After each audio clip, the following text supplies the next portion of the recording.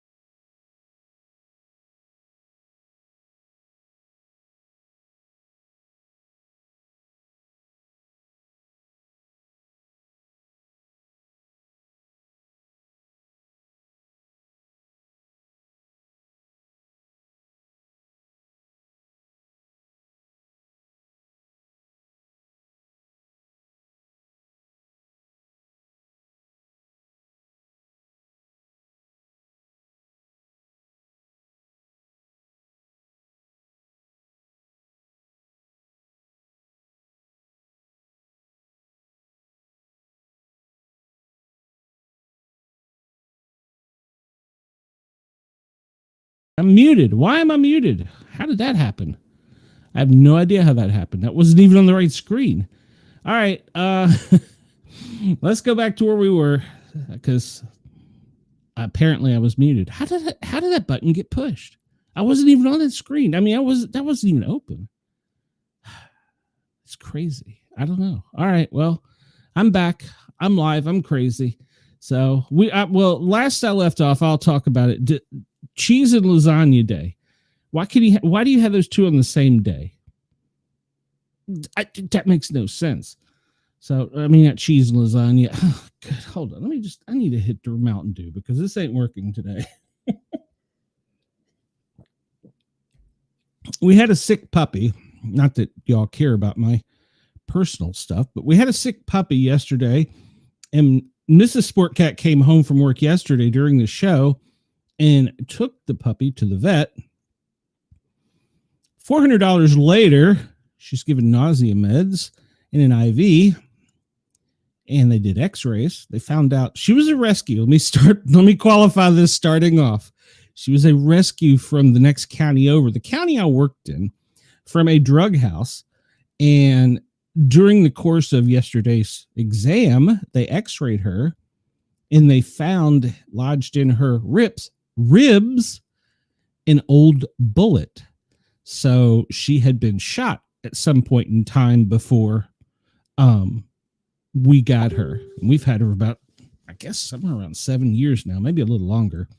So, yeah, so I was up early with a sick puppy. It's complicated. All right, so I'll go back a screen because I don't know where the hell I left off, and I don't even know what the hell button I pushed. So we'll go back a little bit here. Yes, Denise, she is okay. She apparently she must have just ate something in the yard. They said something about a mushroom or something. Apparently Georgia has mushrooms that dogs like to eat that make them sick. I don't know. Chris, it must be a big, beautiful, round mute button to get pressed without being on the screen. Agreed. How did it happen? I still don't know.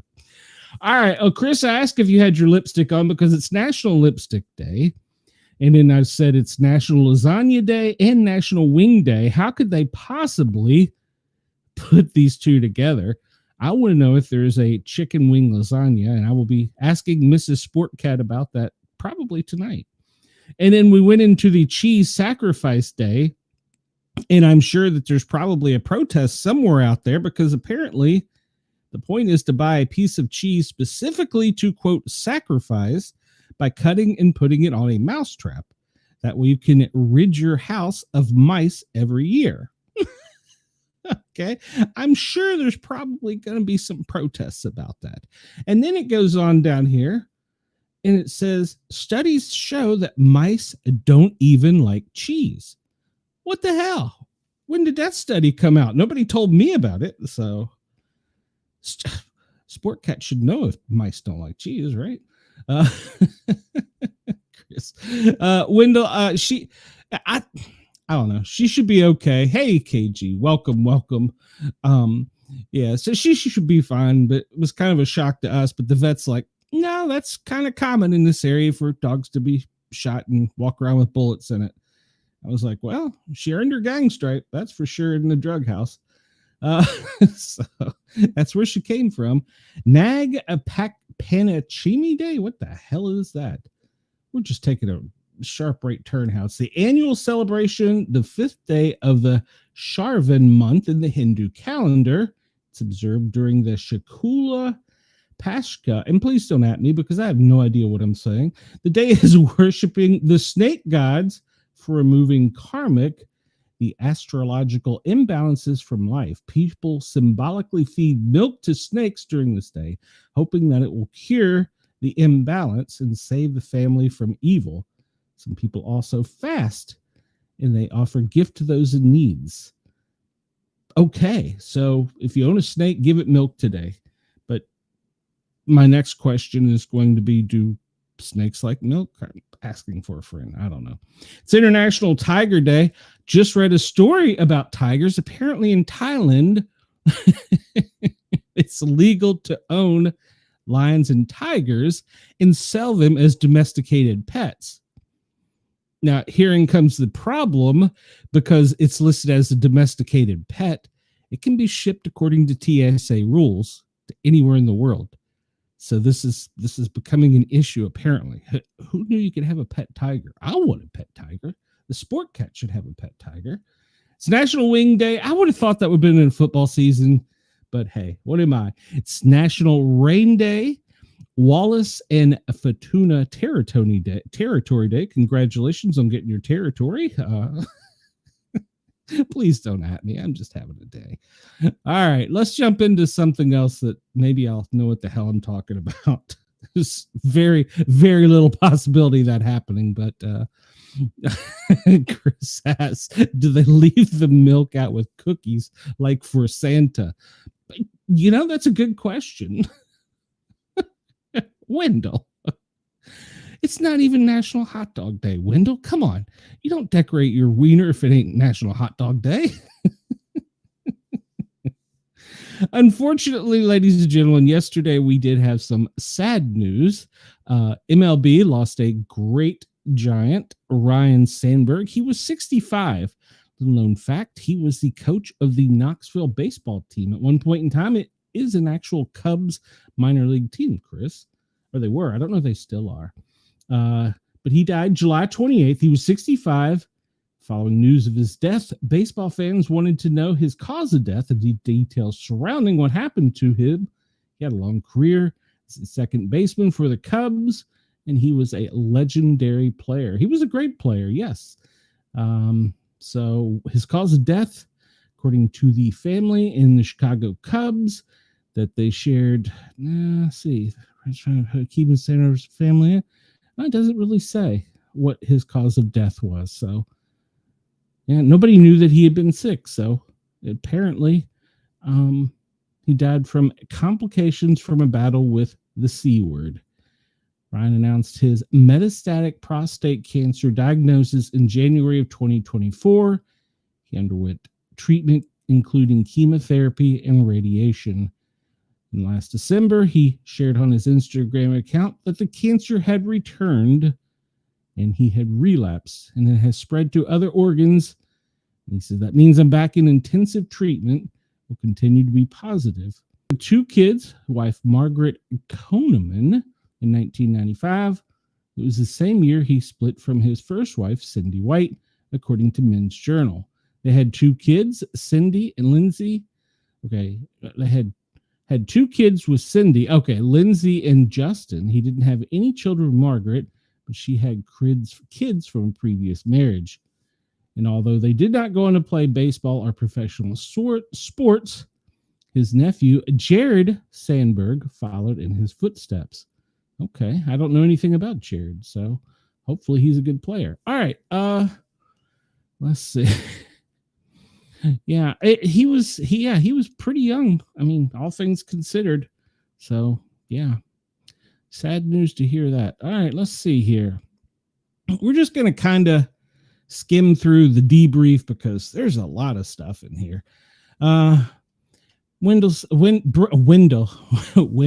you can stay. Brenda, why are you leaving me? Okay, Brenda, here's how this works. Since you can't watch me, you can go to Yerg's Radio or Radio X in Australia, 2 of our great affiliates, and listen to our show. Allow us to tickle your ears if you can't watch. So if you can't watch and get in the chat, you can still listen and probably still message me and tell me I'm doing something wrong. All right, so yesterday we talked about gun violence. We talked about the threat is real.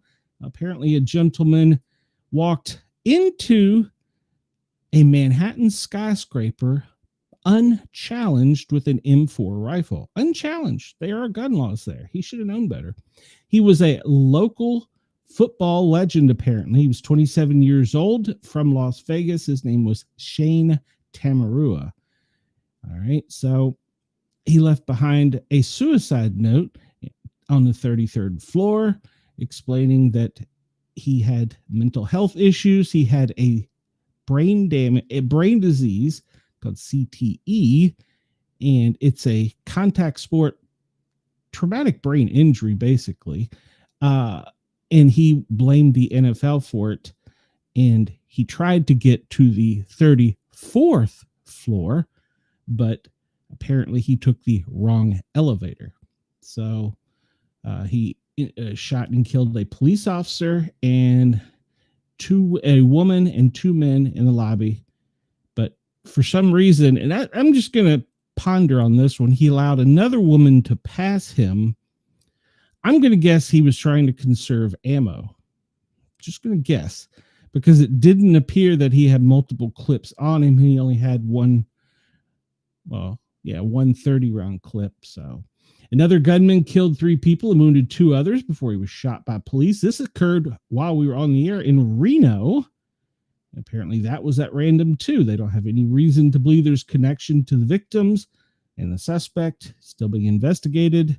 And of course, they don't think that there's any connection between the one in New York and in Reno or the previous stabbing incident from the day before. Trump administration cut federal funding for gun violence prevention by more than half. Of course, this story would come out. It's got to be Trump's fault, right? So, yeah. I don't know. I'm sure there's probably plenty of people listening that have bang sticks, boomsticks sitting in a corner somewhere that haven't done any damage for multiple years. So it's got to be Trump's fault, obviously. Let's see. Yes, gun violence has grown more than 50%. So has mental health. All right. So we appear to have sent nuclear weapons to the UK, a first since 2008. This is caught by military aircraft buffs using some of the apps and things we show, flying from Albuquerque to an airbase in the UK city of Lakenheath. Okay. And apparently this was on July 17th. It was a C-17 Globemaster. And then you can apparently go see the flight track. It's interesting because most of the flights like that are scrubbed or they don't squawk. So, I don't know. We're going to talk about this in a minute. A secret space plane is heading back to orbit to test new technology. And Fort Bragg has lots of secrets. It's its own little cartel. It's a quote from the Fort Bragg Cartel, a new book by Rolling Stone contributor editor Seth Harp purports to reveal new details about a violent drug ring embedded in U.S. Army Special Forces and Airborne Corps. It has been more than 4 years since a pair of elite special operations soldiers were found murdered in the woods in Fort Bragg, and no one has been convicted of the crime. And that begins the lead in. I need to send that to a friend of mine.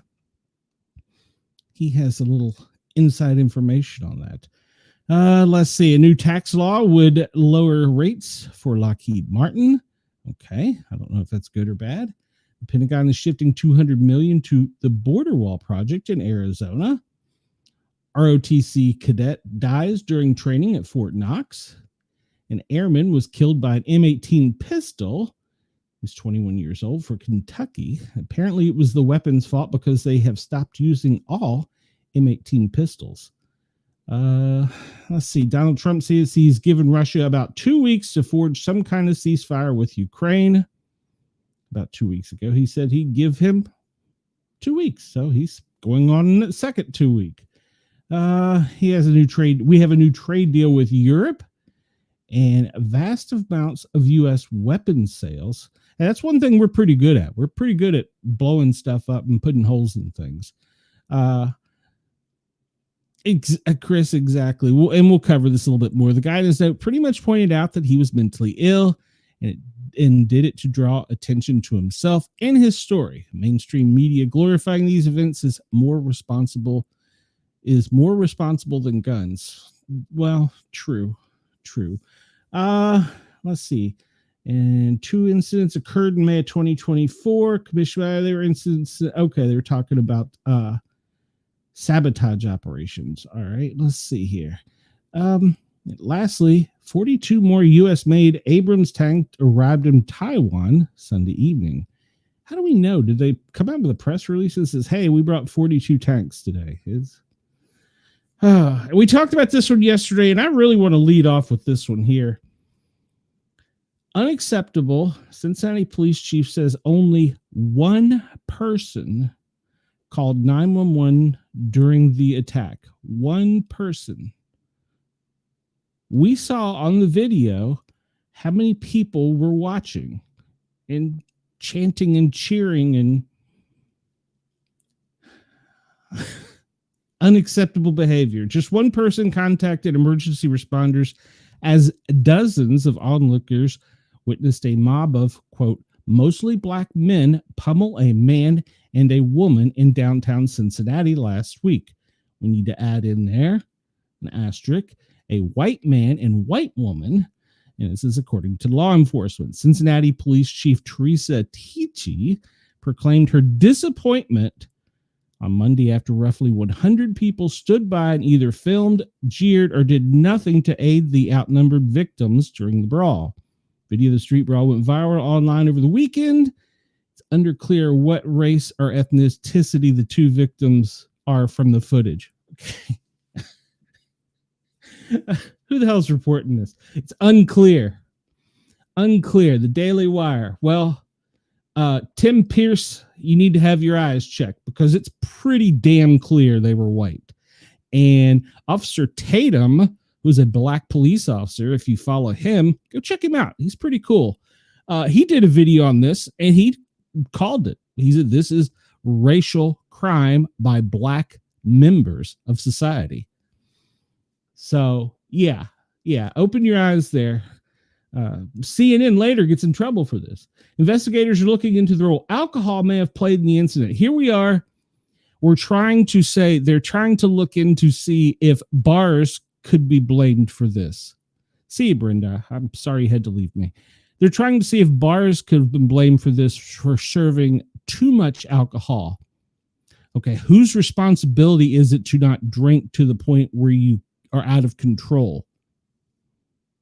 Raise your hand. That would be you. It's your responsibility. So they're trying to shift this whole narrative to it's going to be the bar's fault.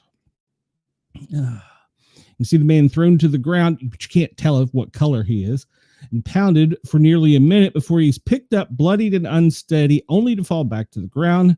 He's picked up again and helped away. A woman tries to shield him from further harm when a black man punches her in the face, knocking her unconscious. Representative Vivek Ramaswamy, who is running to be the next governor of Ohio, posted on X Monday that he had spoken with the female victim, and her name is Holly. It's unconscionable that there are no police present in that area of Cincinnati on a Friday night, or even an ambulance to take her to the hospital. Okay. Daily Wire, let me explain this to you. They got one 911 call out of the hundreds of people watching, and you suddenly expect an ambulance to be there. Let me explain how this works to you. If there's a large mob beating the hell out of someone, police go in, secure the scene, and then fire trucks and ambulances show up afterwards.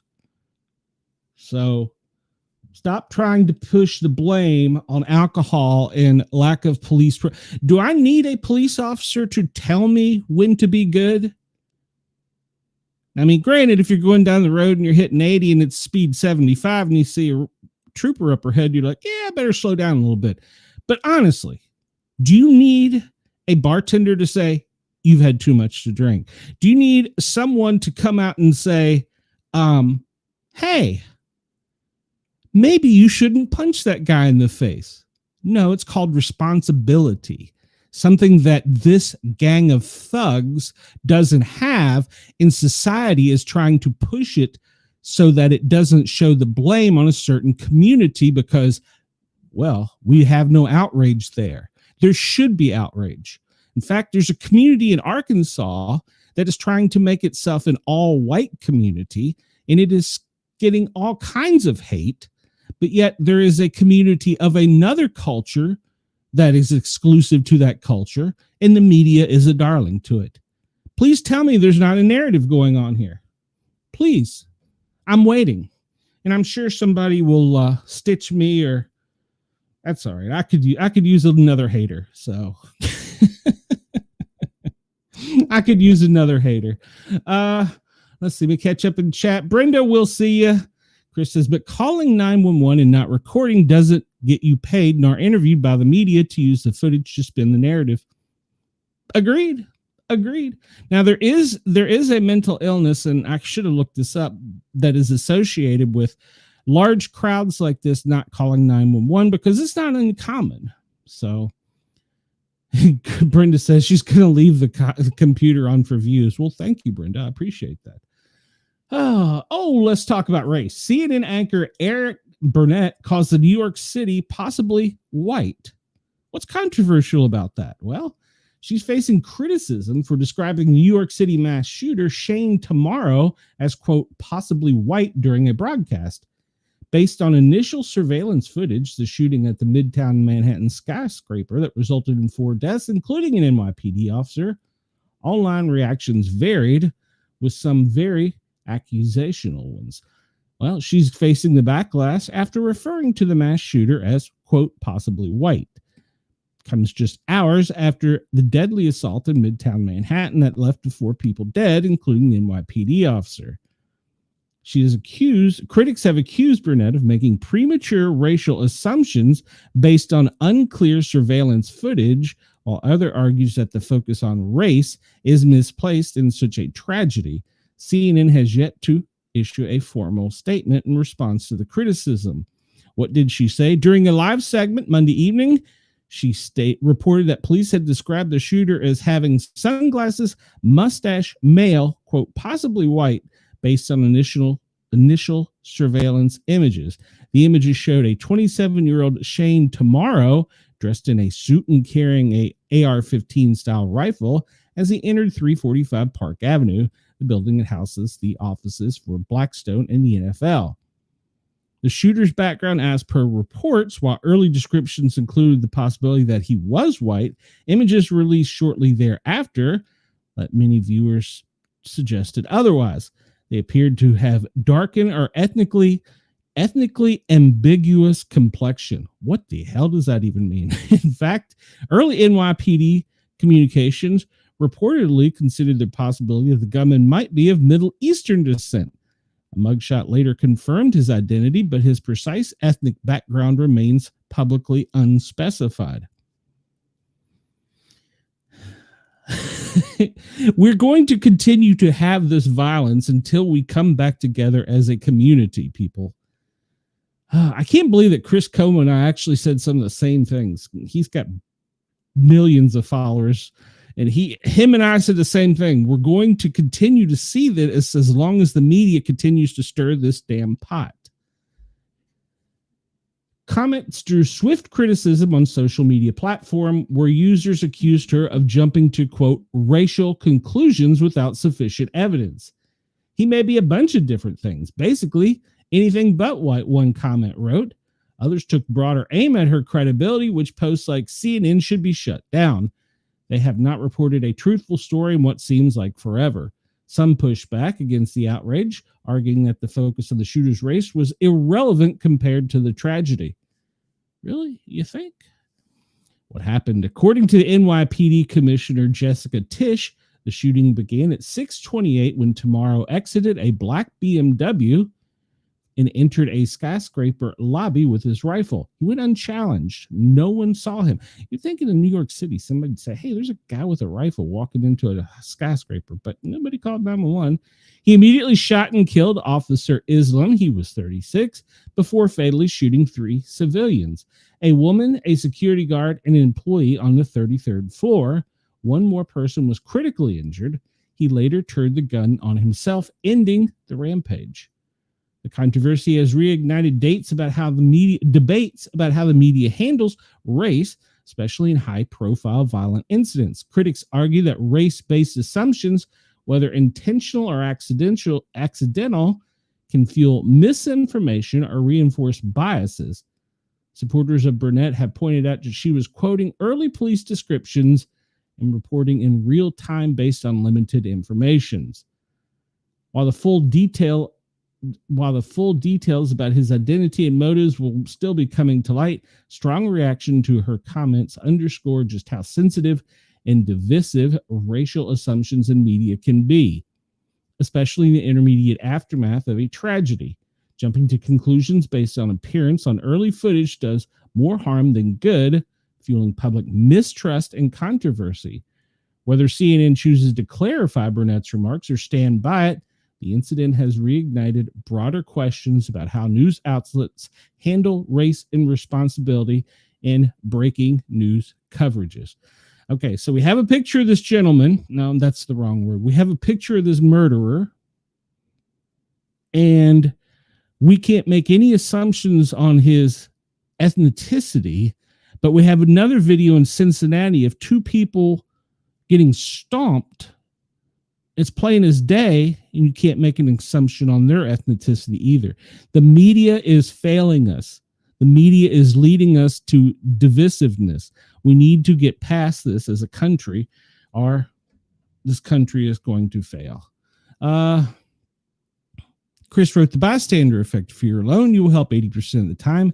But if you're in a group, you will only help 20% of the time because of the diffusion of responsibility. Yes, Chris, you're 100% correct. It is unspecified at this point. I know exactly what it is not. Agreed.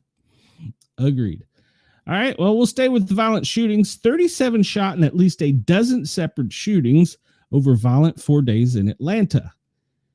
This comes from Atlanta News First. From Thursday evening to early Monday morning, 37 people were shot in 12 separate shootings in Atlanta.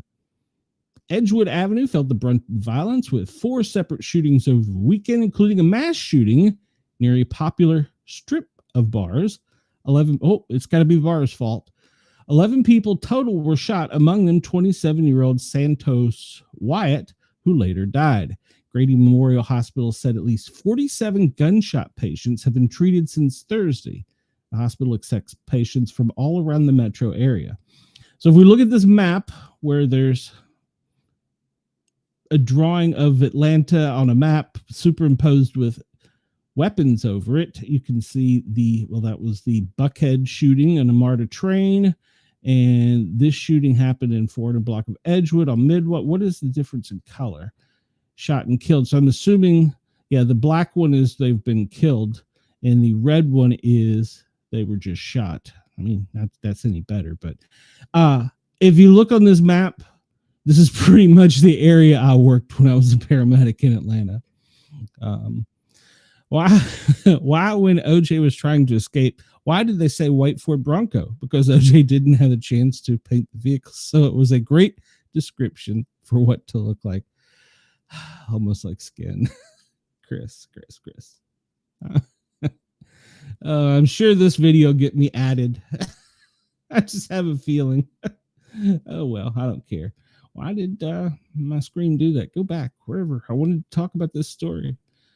Yes, continue to the site. A deadly day. Can let me go with this story or not? Continue to the you are about to, I'm done with USA Today. I'm done with you. If you can't have this story on here without me having to push too many buttons, I'm done with you. New York shooting. Devastating photos. City has come to terms with tragedy on its streets. Monday, the gunman opened fire in a Manhattan office building, killing 4, and apparently shooting himself in the chest. Let's see. The things we can take away from this. After the shooting spree, he was found dead with a self-inflicted gunshot wound. In a press conference, he left a note stating that he was suffering some CTE, a brain condition thought to be linked to repeated head injury and blows to the head. He also referred to his experience playing football and the player Terry Long, writing, Terry Long football gave me CTE, and it caused me to drink a gallon of antifreeze.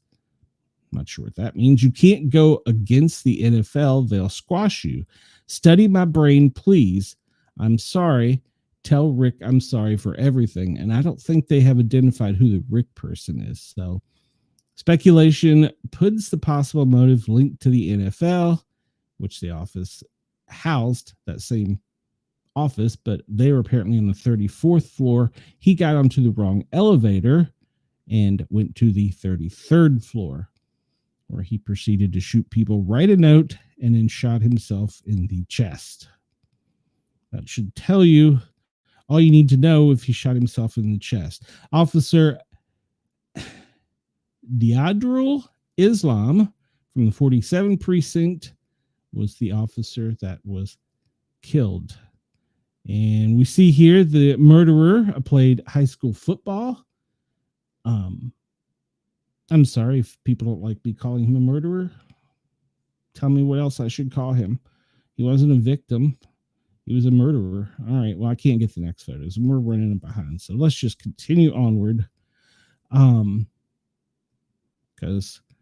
this comes from 9 News Australia, and they talk about he was trying to. This is pretty much going to give us the same information. He pretty much had mental health illnesses, and he had battled these problems. He had had encounters with Las Vegas police, and he drove across country yesterday, entering a building unchallenged, and shot several people, including himself, shot himself in the chest.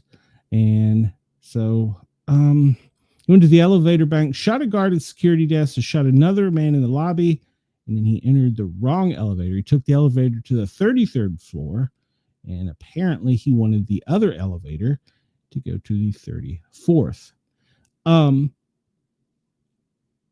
A lot of people may not know, but when you go into certain buildings over a certain number of stories, they have even elevators on one side, odd elevators on the other, meaning even number floors and odd number of floors. Some people may not know that. The father of slain NYPD officer Diadram Islam, who was killed in Monday morning's horrifying shooting at Midtown Manhattan office building, suffered a stroke after learning the news of his son's death, according to a report. News of the 36-year-old son's death rattled his family deeply, in addition to his father suffering a stroke after learning the news. His pregnant wife was rushed by police to the hospital on Tuesday morning, according to family members. They were all crying for their cousin Muhammad Manuel Islam. There is no brother, only him. The family is really feeling a big problem. His wife had the doctor's appointment. I heard one police officer from the precinct say that she took her to the hospital. His father went last night to see him. He added when he heard the message, he had a stroke. Feeling so bad, he had a stroke at the hospital. They did not release him. The report did not specify what condition his father was in. He was among 4 people gunned down Monday evening in the 345 Park Avenue office building when the violence rang out. Suspected, the murderer, Shane Tomorrow, 27, began spraying bullets in the lobby, killing Islam. Blackstone executive Wesley LePatner and security guard was also shot, but has not been identified. He then took the elevator to the 33rd floor, where he killed another person, identified as the post as Julia Hyman, a 2020 graduate of Cornell University, who worked as an associate at Rudland Management. Officer Islam had been off duty from NYPD, working a private security job in the building when he was killed, according to authorities. He put himself in harm's way. He made the ultimate sacrifice, shot in cold blood wearing a uniform that stood for the promise that he made to this city, NYPD Commissioner Jess Tisch said. He died as he lived, a hero.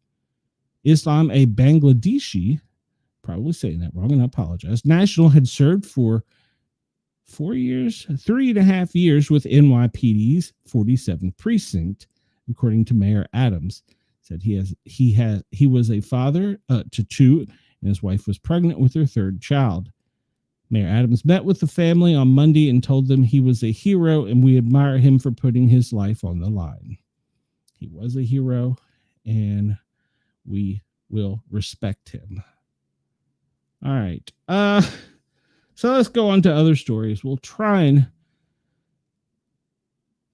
Chris says the former football photo did have a drastically different appearance than the photo with the weapon. Yeah.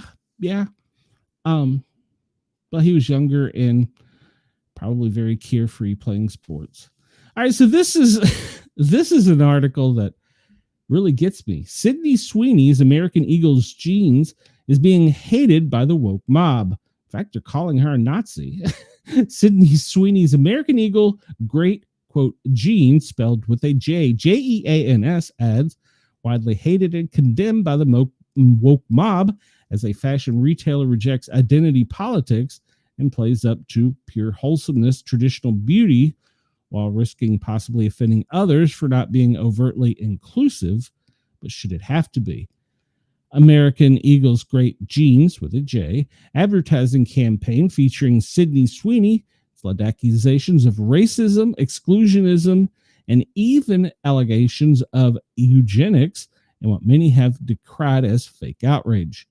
She rose to fame for starring in HBO's Euphoria in The White Lotus. She stars in the clothing retailer's Denim Fall campaign with the tagline Sydney Sweeney has great jeans with a J. The slogan is a clever play on words for Sweeney's great jeans with a G. Nevertheless, the blue jeans ad has been deemed to be offensive and discriminatory and subliminally implying everyone who is not white or blonde and blue-eyed does not have great jeans with a G.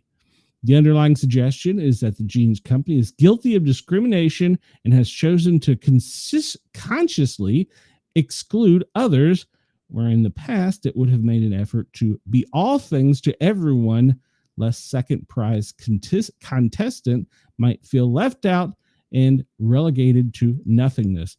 But who knew a clothing manufacturer had to be all things to everyone? Surely an outlet has its, quote, core demographics it ought to be able to market to. In one clip shared on American Eagle's Instagram page, which acquired more than 1.1 million views, Sweeney stands before a poster of herself titled Sydney Sweeney has great jeans with a G before the word jeans is crossed out and replaced with jeans with a J. The nod towards jeans is also made in another video shared on Facebook, which further incited backlash from some users on platforms like TikTok, X, and Threads who accused American Eagle of promoting eugenics, white supremacy, and Nazi propaganda. Genes are passed down from parents to offspring, often determining traits like hair color, personality, and even eye color, Sweeney says, before the camera pans up to her blue eyes. She says, my genes, with a J, are blue. Perhaps the fashion outlet, sensing the U.S. consumer had enough of this woke and identity politics and catering to a special minority of groups, has simply chosen to configure its marketing campaign to mirror that of the everyday girl next door. Sweeney's girl next door charm and main character energy, paired with her ability to not take herself too seriously, is the hallmark of this bold, playful campaign, American Eagle wrote on its website.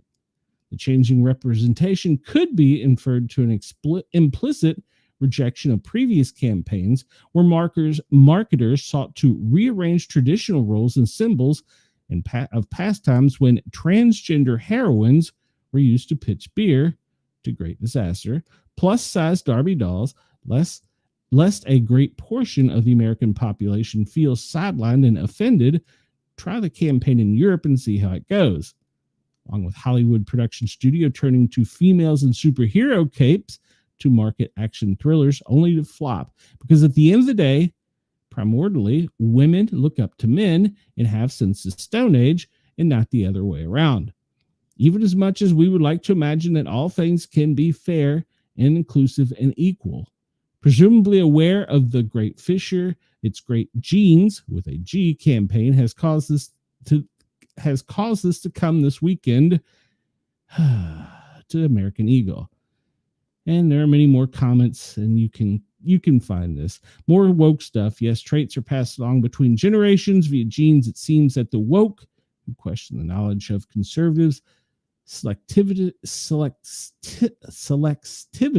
Boy, if they at me, they'll get some good outtakes. Scientific facts to push their agenda on a great number of issues. Do you think they would have complained if they used a woman in a 400-pound range? She makes me want to buy a pair of American Eagle jeans. I wonder how many of these complainers have, quote, blue hair. How dare she be a beautiful white woman? Chris says, those companies who shift from drastic positions to opposite side, depending on what political party is in power, are pathetic. Have the balls to have a moral stance and stick to it. I think it's a funny play on words, personally. I mean, if somebody had just showed me this and said, what do you think? I'd be like, she's kind of hot. And makes me want to buy jeans. But, then I would be misgynecalistic or whatever the hell it is, and a sexist racist something. I don't know. Just add some words that I would probably be. I don't know. So this one I've been following because I follow a lot of stories out of Pensacola. If you know me, you'll know why. It's going to be my beach retirement town. And this comes to us from Zero Hedge. And the headline is, of course, a Seattle cat lady wants to ban the Blue Angels.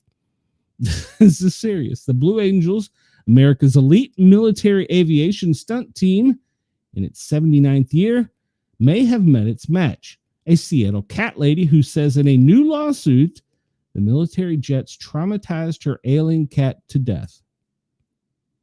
I'm going to read that again for you in case you're listening and you just drove into a telephone pole. A Seattle cat lady who says in a new lawsuit, the military jets traumatized her ailing cat to death. It's not just the cat lady either. Seattle climate activists took out a billboard in Seattle this weekend declaring, "Say no to the Blue Angels." The billboard depicts, this is a direct quote from Zero Hedge, so don't at me on this one.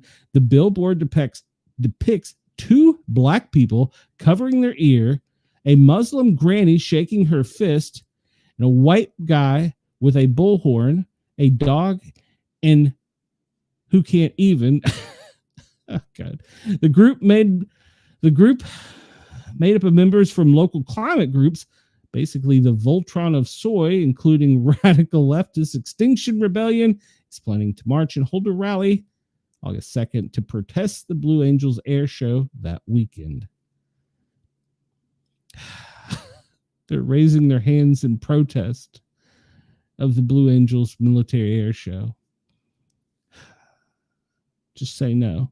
Cat lady Lauren Ann Lombardi has sued the Blue Angel officers in federal court, claiming that her sickly elderly cat was terrorized by the Blue Angels' state-sanctioned acoustic torture. Claims that the noise of the low-flying F-18 fighters gave the pet cat panic attacks, who had already been in critical condition due to worsening congestive heart disease, and eventually led to her euthanizing in August of 2024. So to be clear, the cat was on death's door and was voluntarily euthanized, but the Blue Angels gave the cat a panic attack, hastening its demise. Lombardi is pissed that the Blue Angels blocked her profanity-laced tirades on Instagram and is seeking a court order to unblock her account and prohibit the Blue Angels from blocking any other accounts on the basis of viewpoint, in quotations. As a cat, I can say I personally like the Blue Angels.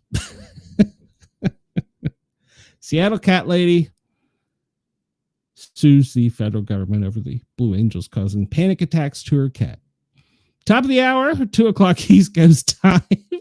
I can't. 2 o'clock East Coast time, and I don't know what the hell time it is where you are, but we're glad you're here.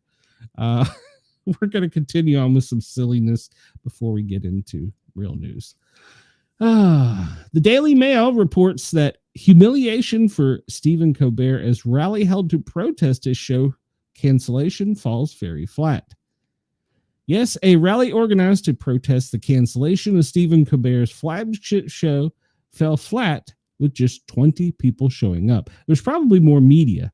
Organizers gathered outside the CBS Broadcast Center in New York on Sunday with fewer than 24 people appearing to protest. The group staged that quote, "We're with Colbert" protests as they called for integrity. CBS announced the comedian's decade-long run with The Late Show would end in May. New York Post spoke with those who had gathered, and one protester telling the outlet, "This is a First Amendment attack. We can't stand for that." Images taken at the protest show a small number gathering around the building, holding banners and placards, some which said, quote, "I'm with Colbert."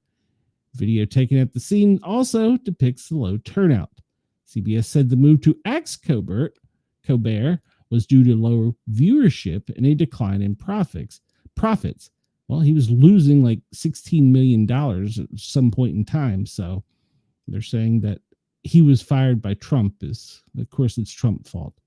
And Paramount is planning a merger with a media company, Skydance, and they needed the approval of Trump's FCC. Once again, Trump's fault. Critics have suggested that anti-MAGA Colbert had been asked by the network to grease the wheels of that deal.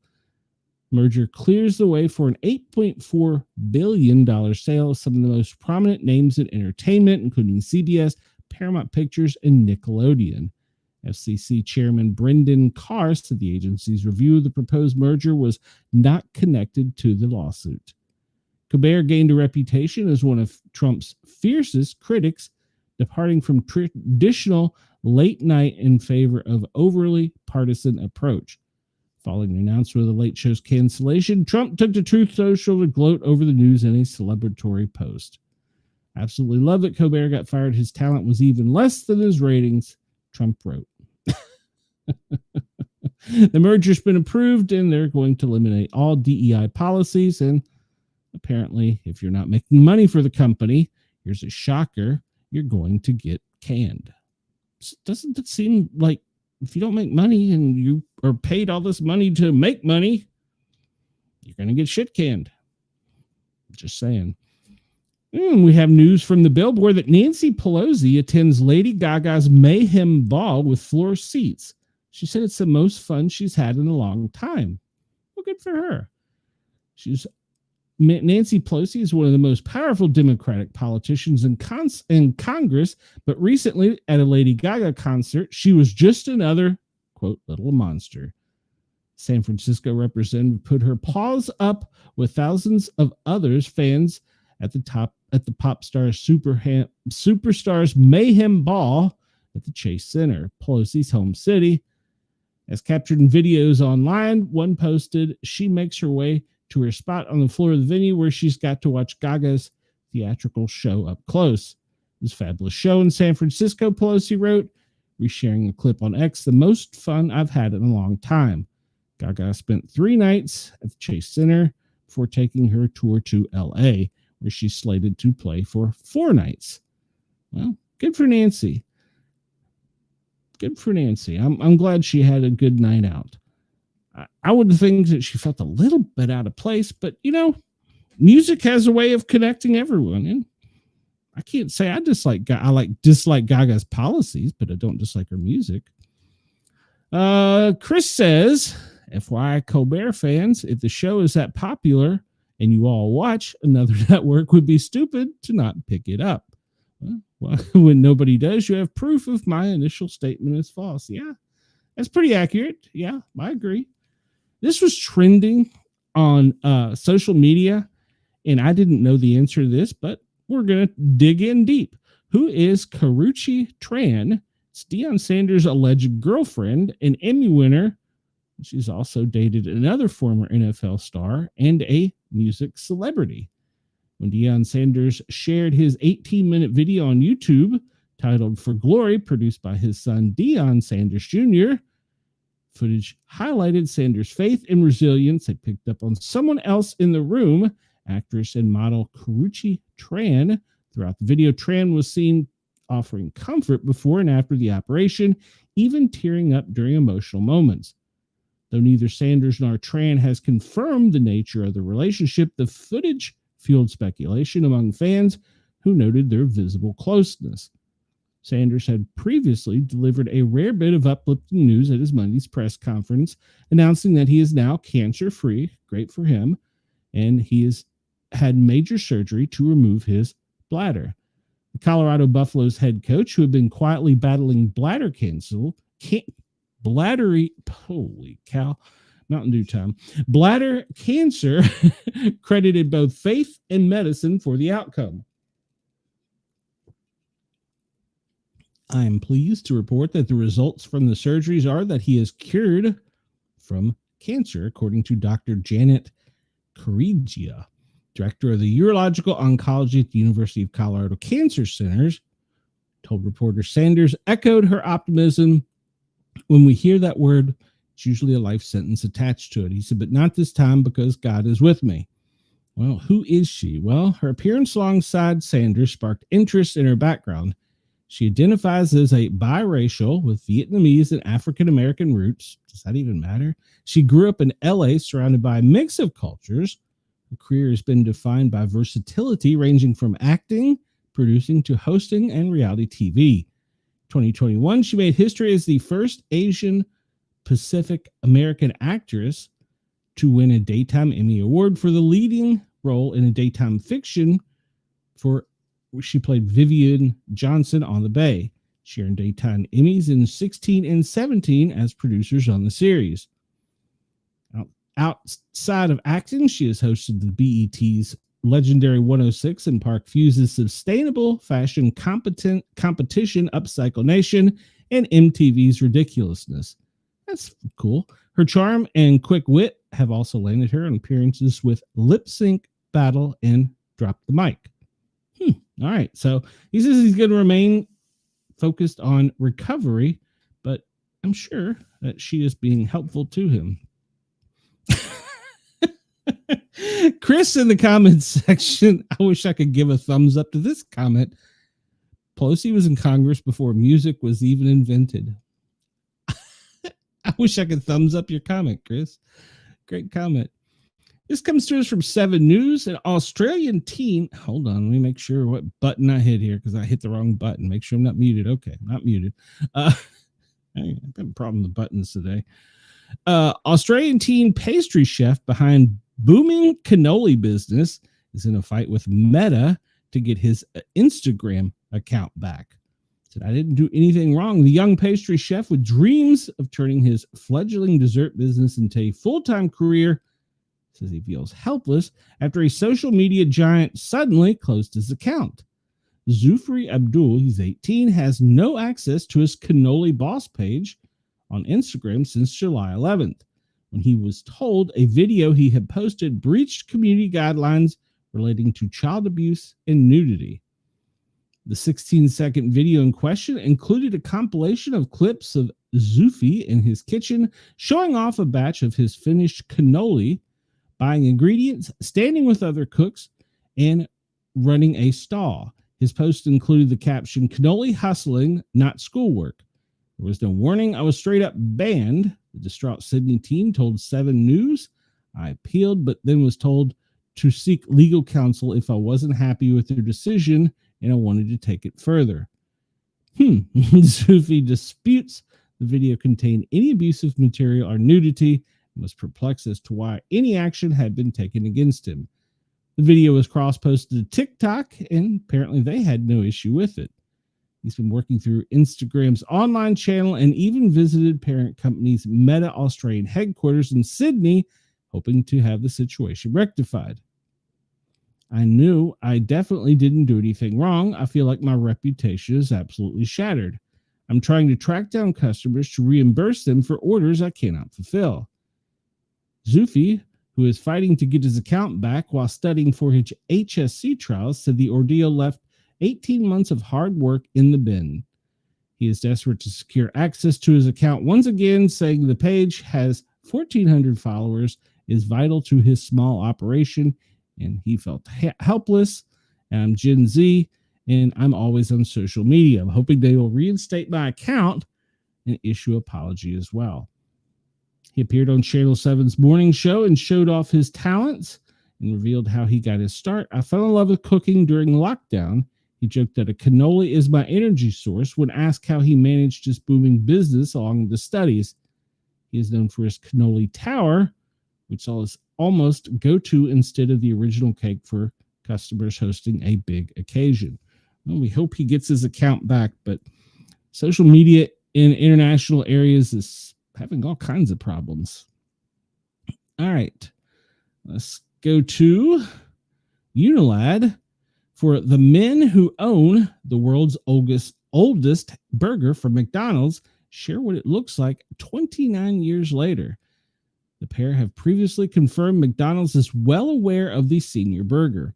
The two guys from Australia who have claimed to own the, quote, oldest burger on planet Earth have shared what the McDonald's staple looks like now, almost 3 decades after it was purchased.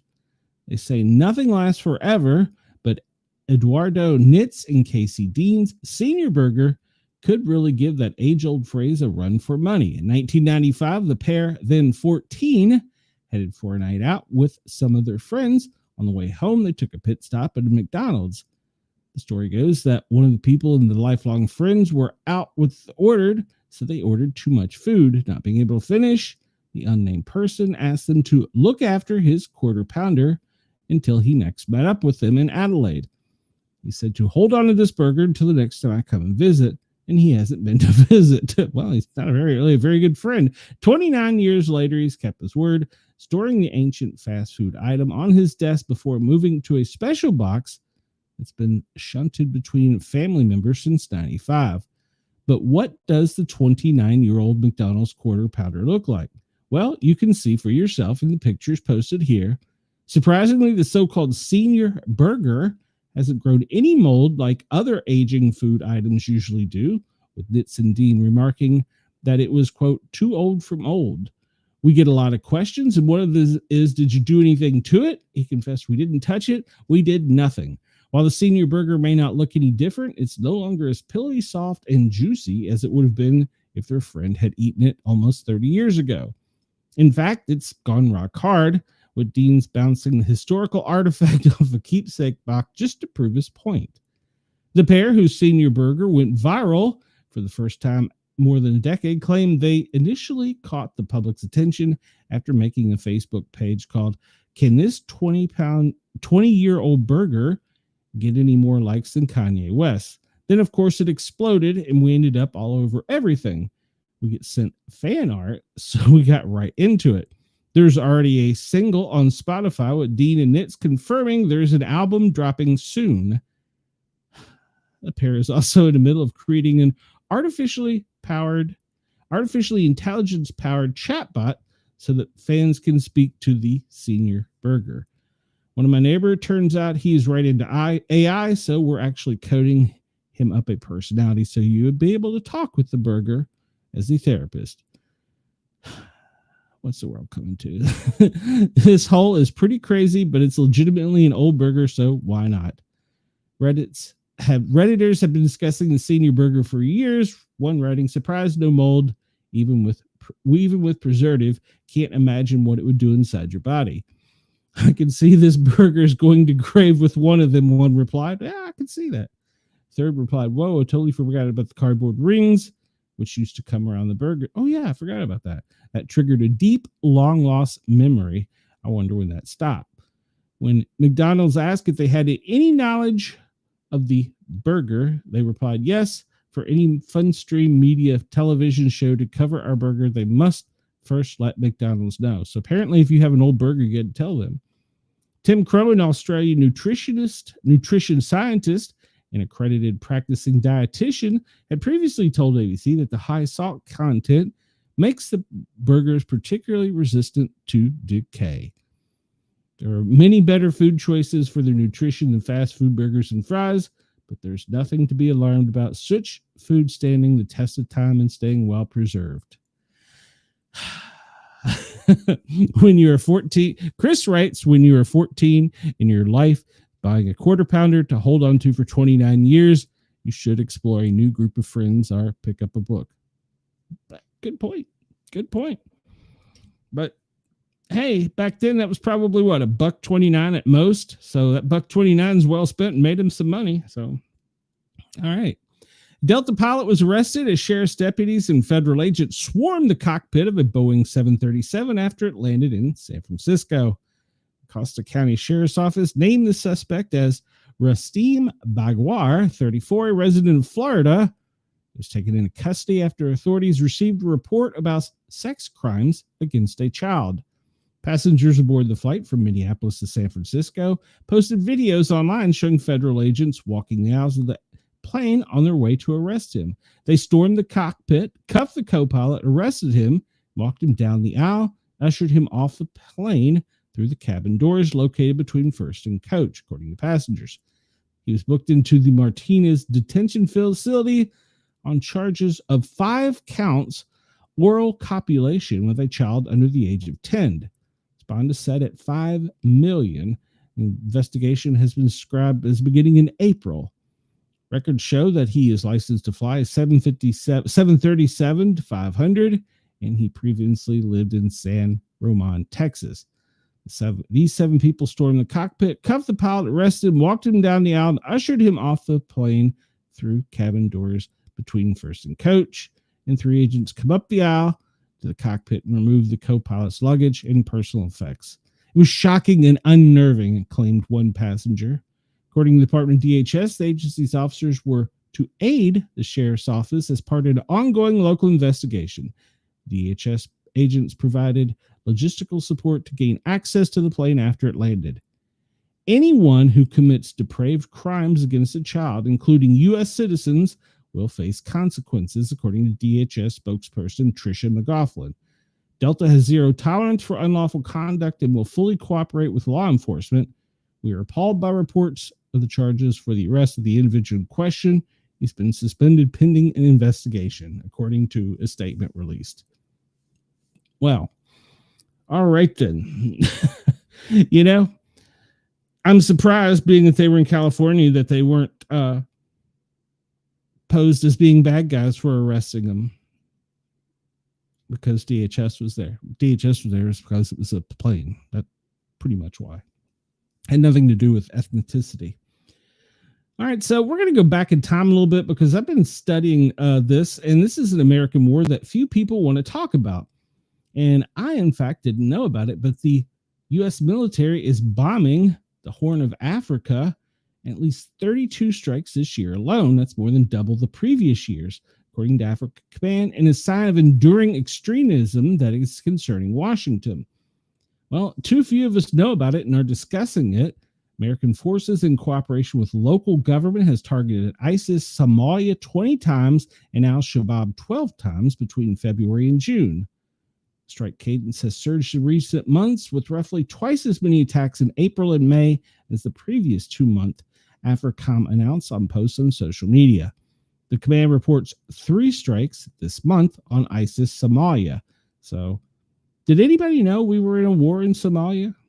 I didn't. So, apparently we're in a war with ISIS in Somalia, and it's been called some of the largest bombing in years of another force. Interesting. Nope, didn't know that. And speaking of bombing, the U.S. Army conducts rapid missile tests in remote location amid World War III fears. This comes to us from Unilad. Let me catch some comments. Tim Crow should eat that burger if he's so confident in salt preservation theory. That's a good point. Yes, Denise, I did not know either. So I'm still doing some homework on it. The U.S. Army conducts a rapid missile test in a remote location amid World War III fears. Well, apparently we completed a high-speed test of fire and move tactics on a remote island in the Indian Ocean amid growing World War III fears. Kremlin spokesperson and military acts. Wow, let's try that again. Kremlin spokesperson and military expert Captain Vasily Dandikin accused European powers of mounting against Russia, sparking a debate that World War III could be on the horizon. Christmas Island is an Australian external territory situated in the Indian Ocean, and that's where they did the test. And that's where they're doing a lot of apparent secret tests. So we'll keep an eye on that. You can find that whole article, if you're interested, over on Unilad, talking about the missiles, capabilities, and tactics. I'm going to kind of skip ahead a bit because we're getting behind here. Space Force is going to launch its 8th X-37B next month. We'll cover this a little bit more later, but we talked about yesterday about secret squirrel things they're doing. Well, that's one of them. And if you're into trains, the Atlanta-based rail company Norfolk Southern is going to merge with Union Pacific. So that's big news, especially here in the South. That's going to be the largest railroad ever. So more details on that. It's the number 1 and number 5 North American railroads by revenue. And I don't have time for this one today, but we'll catch up to it later. My head is going to explode as for looking at these completely unhinged that people tried to sell on the internet last week. So yeah, we'll cover that one later because you need a good laugh. And let's see if FEMA has updated, because they hadn't earlier and they still haven't. So FEMA is asleep because last time I checked, it's Tuesday. All right, so we'll go into the National Weather Service daily briefing. National Weather Service is calling for heavy rain, flash flooding with severe storms up in the Montanas, the Dakotas, Wyoming, extending over to Iowa, Illinois, and Missouri, part of Wisconsin. So, and if you look down in Texas at the little border with New Mexico and Arizona, right at the Mexican border, there's also some severe weather forecasts. So be prepared, be weather aware, because these storms in the Dakotas are fast moving and hitting hard. Let's take a current look at satellite, and let me zoom out a bit. We don't want our friends in Australia to feel left out. So currently in Brisbane, it is 54 degrees with a high of 72, partly cloudy. Canberra, you're looking at 38 degrees as a low with a 48-degree high. Whew. Hobart, you are expecting a low of 39 with a high of 51, and sunny. In South Australia, you can anticipate today being 43 with a high of 58, but it's going to be sunny. If you look up into Alice Springs in the Northern Territory, it is 42 to 62 as a high today. And get up to Darwin on the coast, and we see it's going to be sunny with a high of 88 and a low of 76. And then we'll hop down to Perth finally and see that today was a high of 62, sunny with a low of 43. It's cloudy and overcast on most of the continent currently, with the exception of Cairns. We'll get back to some more weather forecasts in just a minute. Let's see. These here are the tropical storms. We're not going to talk about that at the moment since we're running a little short on time. Let's look at the tornado cast.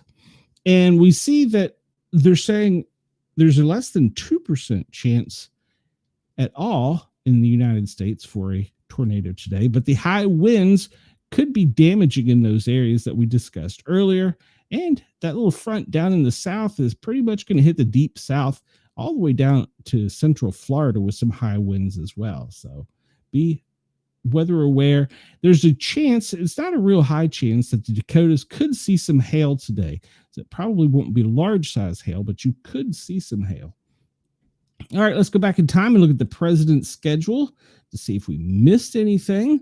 Let's see. When we last touched base with him, he is over in Scotland, and that was only open to the out-of-town travel pool. He was at a golf club, apparently his own golf club.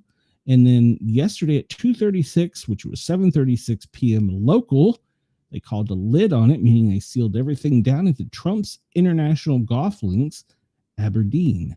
Today, 12:45 a.m., which was overnight, he is apparently going to wait a minute, hold on. 5:45 a.m. local, he's going to play golf, which is at 12:45 a.m. East Coast time. Then he's going to participate in a grand ceremony at the International Golf Links in Aberdeen, and you can find out full details and text of the speech from the president's website, the whitehouse.gov. And then he's going to depart at 11 a.m., which he's already departed, which was 4 p.m. local, and headed back. He'll arrive back here in Maryland at 6 o'clock and be shuffled over to the White House at 7:20, where they will call a lid on it. I will probably see a video tonight from my buddy Penguin 6 fielding questions from the White House lawn. I encourage everybody to go over and find Penguin 6. You can get not only some good information, but it gives you an inside look of Washington, D.C., and sometimes see how the sausage is made. We go to NBC4 Washington, and we see what to know today. The Trump administration proposed revoking the scientific finding that greenhouse gases endanger public health. Okay. And U.S. and China discussed extending a tariff truce. Negotiators said both sides concluded talks in Sweden. Trump ended his trip to Scotland, where he met with British Prime Minister Keir Starmer, I'm probably pronouncing that one wrong, and reached a trade framework for tariffs between the U.S. and European countries, 27 member countries. Trump and Starmer discussed doing more to feed the starving population in Gaza in a sign of recalibration of the U.S. policy, suggests that Israel has a lot of responsibility for what's happening. You think? The House Oversight Committee rejects Janine Maxwell's request for immunity in exchange for her testimony. Good. That was today at 2:13. Renaming the Kennedy Center for Donald and Melania Trump would violate the law that created it. House Republicans proposed naming the Kennedy Center after President Trump and its Opera House after First Lady Melania, but that would violate the law by which the Kennedy Center was created, according to sources familiar with the issue. Okay, well, why do we need to rename it? Just let it be. China believes tariff truce will be extended, according to the U.S. Democrats warn Epstein is a distraction from Trump's unpopular big bill. Well, we talked about this. Democrat leaders can't stop talking about the releasing of the files.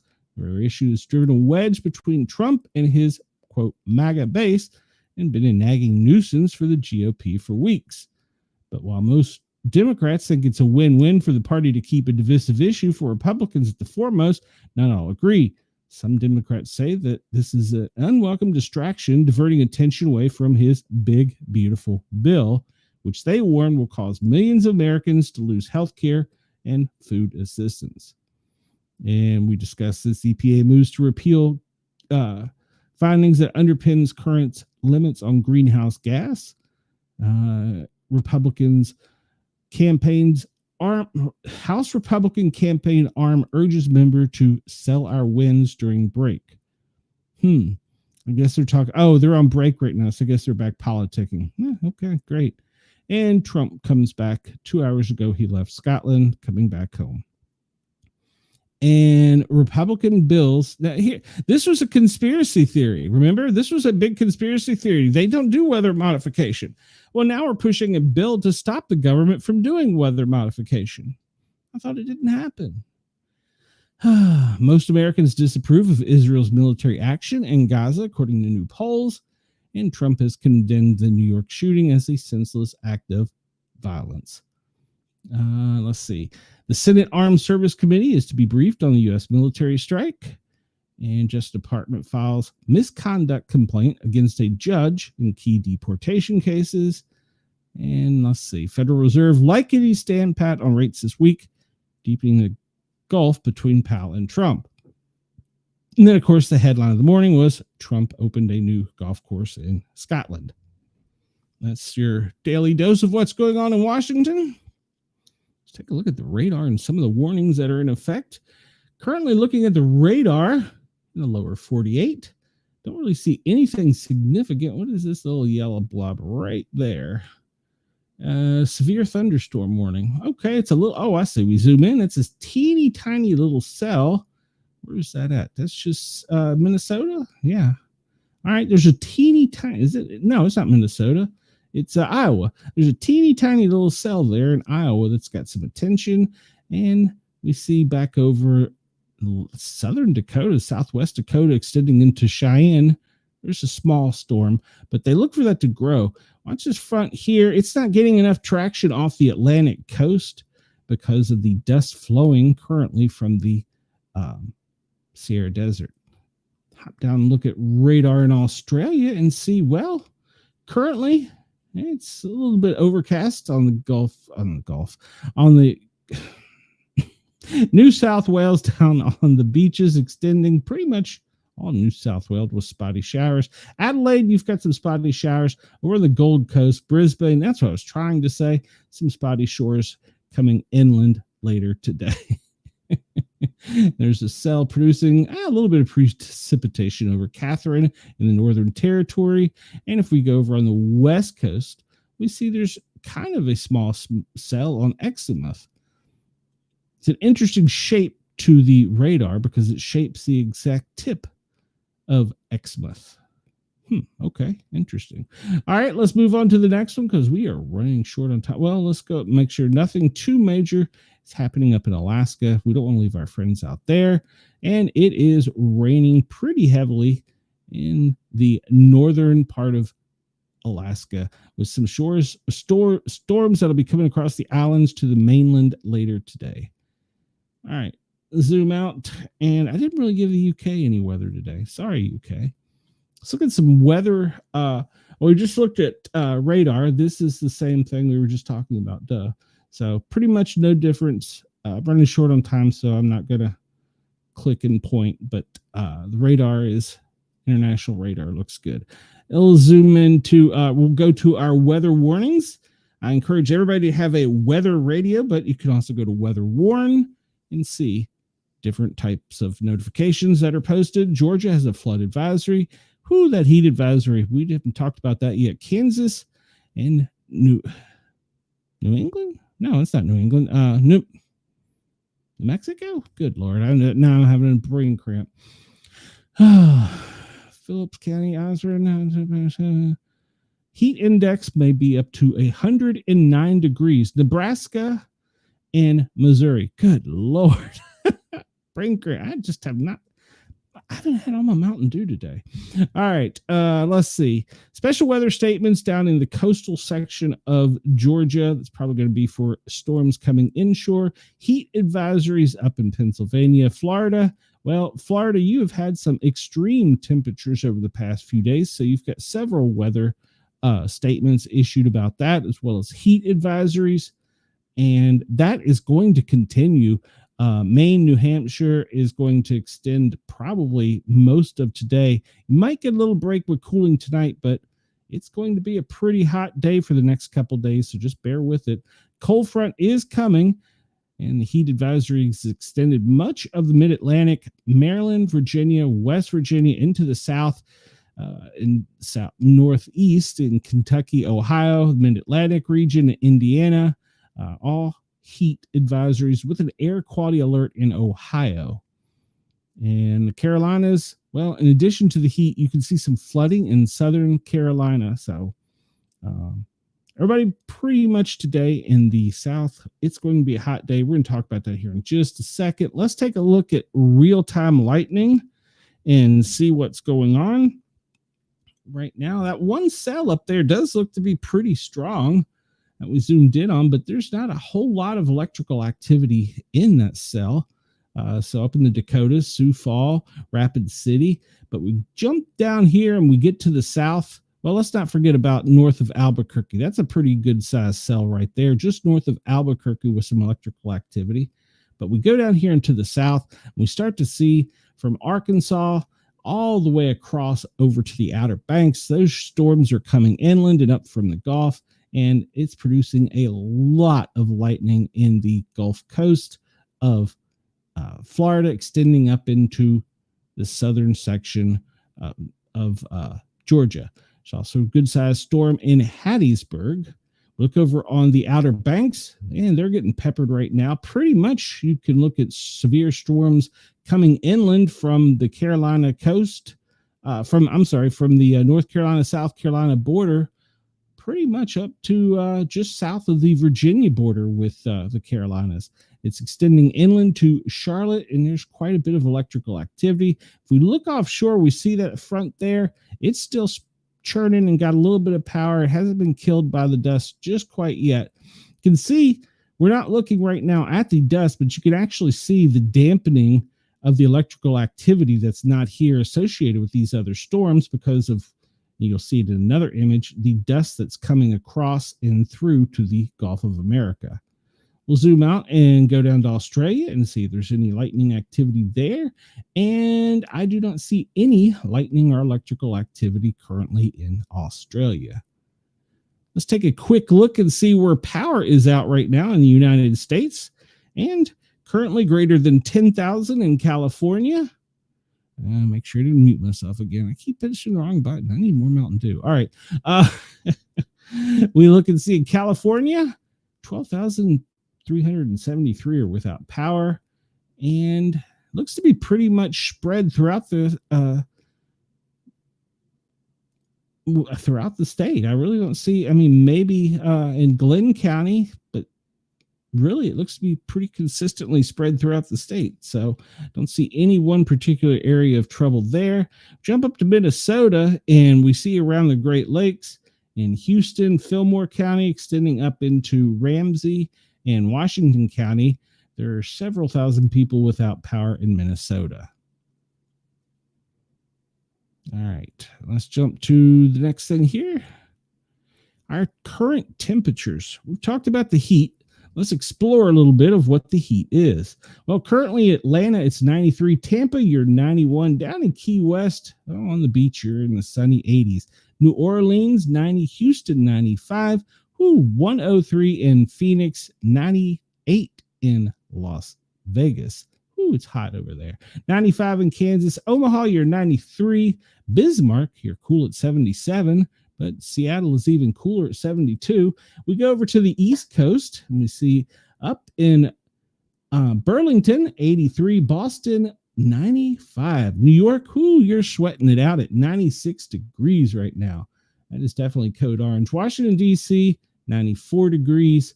89 Virginia Beach, and it's pretty much in the 90s all along the Atlantic seaboard. 91 in Louisville. In Knoxville, it's also 90 degrees. We'll go down to Australia. I understand that they're having some cold fronts down there, according to my newfound friends in Australia. And so let's see. Cairns is currently 69. Go down to Brisbane, 55 degrees. Sydney, 53. Melbourne, 45 currently. Perth, 46. And I can never pronounce it right. Canberra is 53. Port Hedland, 59, Broome 61, and Darwin 76, with Alex Springs being the chilliest spot right now at 46 degrees. But fear not, those of us in the lower 48, the heat is with us, and we pretty much are seeing a lot of code orange, code red today in the United States. And if you look at purple, if you look at Florida, look at all that purple in Florida. Pretty much all of Florida, from southeast Georgia all the way down to almost Miami, is a code purple. Or magenta, which is extremely rare or long duration extreme heat. There's not going to be any overnight relief. Anybody that doesn't have proper cooling and hydration needs to be prepared. All right, so we look and see. Pretty much it's extending. The only area getting a break in the mid-Atlantic or the southeastern region is probably the Appalachian Mountains. There's still a code orange, but that code red pretty much takes up most of the East Coast, from Boston, like we said, all the way down almost to Miami, inland past the Mississippi over into Missouri and even parts of Colorado, extending down to Arkansas, Texas, and of course all of Louisiana, Alabama, in Georgia. So, with some parts of Georgia being a code magenta. I keep saying code purple. But at any rate, until that cold front finally gets to come down and through, we're going to see this heat, and it's going to extend all the way down to the deep south, even to the Keys over the next couple of days. So we'll just make sure you're hydrated, have your weather radio, be weather aware, and always be alert to your surroundings. We look at the current wind conditions with our AI-assisted big, beautiful, blue, round, perfect globe. You see most of the country, lower 48 at least, there's not much wind activity. There's a slight breeze. This is what's causing the heat to just feel stagnant. There's a slight breeze coming out of the Gulf, but really, there's not much wind to be reported in the lower 48. Alaska, you've got a spinning front offshore, but it's not really extending inland, so you're not having much of a break with winds either. Let's look down in Australia and see what their winds are. And then fairly breezy day with a front coming off of the shore going from the south to the west. It's bringing a little bit of an inland breeze, but for the most part, they're not a very breezy day today. You zoom out and look over into the Pacific, and you can kind of see the formation of those cells off of the Hawaii coast. Well, it's way off the Hawaii coast, but they don't really have a lot of energy. They're still spinning though, but they expect that is not really going to affect anything. Just stay out to sea. So, all right. I'm trying to get much as I can in today since I babbled so much. I apologize, guys. I probably shouldn't have done that. All right. So we look at current air quality conditions. Well, pretty much all of New England, down to the Chesapeake. Well, it's code yellow. Code red if you're up at the top of the border there in Minnesota, Wisconsin, if you're bordering Canadian territory. Well, it's probably at smoke, fire from the smoke. Code red days, unhealthy air quality days. So be aware. And if you look out towards Salt Lake City, and we see there's also a weather alert for poor air conditions at this time. And we will look at the bigger picture of this. First, let's look at the fires. We talk about the fires every day, and can you imagine fighting a forest fire in this heat? Whew, I can tell you it is not fun. We see pretty much all the fires are still out in the west. Doesn't look like there's a whole lot of change. We've been worried about that fire zone, and they have several fires that have broken out. I haven't received any reports of anything too major. I mean,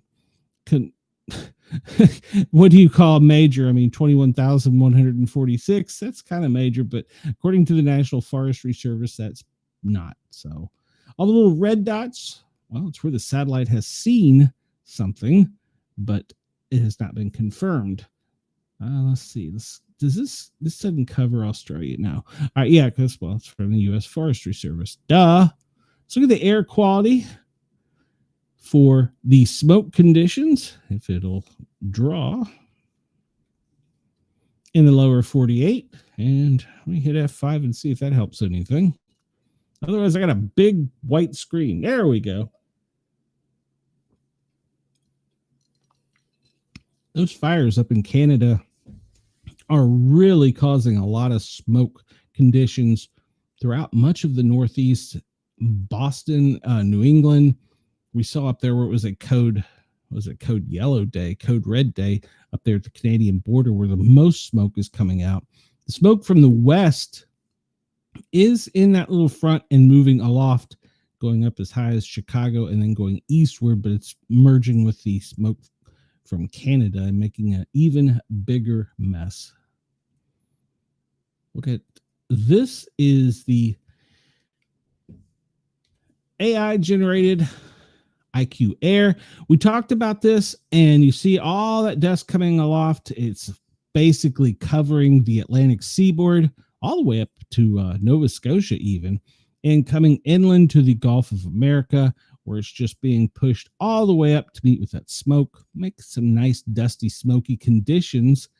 But if you'll notice, that is also dampening the tropical fronts that can cause hurricanes because they can't build the electricity and energy needed to turn into tropical storms. That's continuing for another couple days, and in the 10-day outlook, it could possibly change and we can see some activity. But currently, with that dust coming out of the Sahara over into the lower 48, it's killing the possibilities. There might be something further up in the mid-Atlantic pushing over towards Bermuda later today, but currently, or not today, this week, but currently nothing to be concerned of. We looked into Australia and see you have 3 reported fires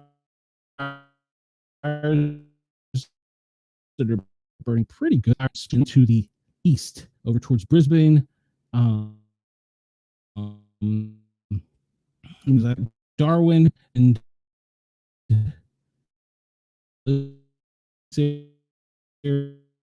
areas are getting one fire over on the east coast, one on the west, with one in the Northern Territory and one way up there. I'm not familiar yet. That's all those areas are getting smoke. I'm really better with my geography. I probably could use my geology too. Trying to figure out, why do you guys want to hear me ramble every day? I'm having a bad day today. All right, let's look at the last earthquakes. The last one was 52 minutes ago. Goodness gracious. It was a 6.6 in the Fiji Islands. Prior to that, in Myanmar, there's a 4.6 3 hours ago. France had a 3.4 almost 8 hours ago. They had one prior to that, about an hour earlier, at the France-Germany border of a 2.5. So Philippines have had several 4.2 and 3 earthquakes, and Western Afghanistan had a 4.3. And yesterday in the Mercury Islands, there was a 6.9. Hey, Wendell, well, we missed you. We're glad you're back, Wendell. All right, those are the latest earthquakes. We'll look at the map for the USGS and see that the latest one that they're reporting is a 2.7 in Alaska, and that was a 2.6 in California for the one, or then prior to that was the Fiji one at 6.6. You see that there's been a small one up in Alaska as well, and it was a 2.7, and that was, how long ago was that one? That was just about an hour ago, 1406, yeah, about an hour ago in Alaska. So it's the most recent earthquake. Down here in the Fiji Islands was the other large one, and then you look back over to the California coast, you see, let me bring it over here. You see the, what was this one? A 2.6. They're still concerned about those volcanic areas off the coast of Oregon. But remember, when we reported on this, they're so far offland and so far deep, it technically shouldn't concern anyone. Now, there has been a lot of speculation going around the internet about Yellowstone, animals evacuating. Please pay attention. Some of those videos are AI, and there is no unusual animal activity per scientist, but still, the conspiracy theorists insist that it's going to blow, and there are several maps out that shows if it did blow, some of the areas that could have some serious problems with it. I haven't highlighted it because, well, it's kind of been, I don't want to say fake news, but it's been fake news. Let's see. Nothing. What was this one? A 4.8, 44 minutes ago. Okay, well, this was in Australia. This didn't make the other one. And it is just to the northeast of Perth, a 4.8 earthquake. All right, that's interesting. I don't know why it didn't show up on the other one. And we talked about one in New Zealand as well. That was, how long ago was that one? It was a 4.1 in New Zealand 49 minutes ago. This is giving us more information. Up in the South Pacific, there was one that was a 4.9. No tsunami warning activation. The 6.6 in the Fiji Islands, it also didn't generate any tsunami warnings. So, okay, there's your most recent ones. I don't have any reports of any volcanic activity. So that's good news. And Wendell, yeah, I've been watching Yellowstone for a while too, and I've come to the conclusion a lot of those videos are AI, so I'm not that concerned about it at the moment. I mean, as with anything with nature, it's unpredictable, but from everything I can tell, it's a lot of people just beating a drum to scare people. And I'm not about that here on my channel. So I'd rather you be informed and educated. So high winds off the Gold Coast in Queensland. That was reported 4 minutes ago, but it's been ongoing for the past 5 hours. A landslide in Germany. Italy is having wildfires. Okay, well, 7 minutes ago, they did actually issue a tsunami warning. And an earthquake of primary 6.5 has issued a tsunami statement for, let's see, this would be British Columbia, Washington, Oregon, and California. This was an hour ago, but it was updated 8 minutes ago. Let's see what the update said, because the prior one didn't say there was anyone. And earthquake, primary tsunami information been updated. No tsunami is expected. Repeat, no tsunami is expected. Okay, so they initially came out with one, then they changed it to no tsunami is expected. Very good news. All right. Yeah, because I was thinking we didn't see it in the other one, so it kind of freaked me out that it was on this one. But as you know, if you've been watching my channel for a while, sometimes you'll get an update on one thing and another page you'll turn to and it'll have more updated information. such is the internet. Let's see. We got wildfires and severe weather all across Asia. In Sydney, New South Wales, this was 7 days ago, but was updated several hours ago for high winds and volcanic activity, possible eruption in Japan. That was updated 36 minutes ago. And the Hawaiian Islands were bracing for a tsunami, but it turned out to be nothing. Air quality in Canada is horrible. And flooding in Asia with severe storms causing landslides and all kinds of problems. We'll go down here and look at Australia and see if there's any, whoa, a little too far inland there. If there's anything, these are high winds. These were reported 6 hours ago in Queensland with the wildfire. And then up in Numbara Mission, they have had reports of a wildfire up there. All right. In Northern Territory, that was fire in Northern Territory, a wildfire there causing the smoke conditions. And there's several other small wildfires. Nothing offshore for you guys coming inland. So that is some good news, even though probably would want the rains. All right. So let's jump ahead because we've only got a few minutes left here and go to the events list. So we didn't get to this yesterday. Really going to rush through it today, but we'll try and get it. Let's see. Updated yesterday, India, an elephant and human conflict. They're monitoring after 2 dead in attacks in India of an elephant. Okay. Canadians are worried about a grisly attack that leaves a man with significant injuries. Well, in Indonesia, some type of pig farm is infected with swine flu. And they look at epidemics, monkeypox in Ghana, dengue fever in Vietnam, and Nigeria has malaria. Those are all problems that are being monitored. Italy, third West Nile victim has been identified. Cambodia, well, there are reports of the 14th case of H5N1 bird flu.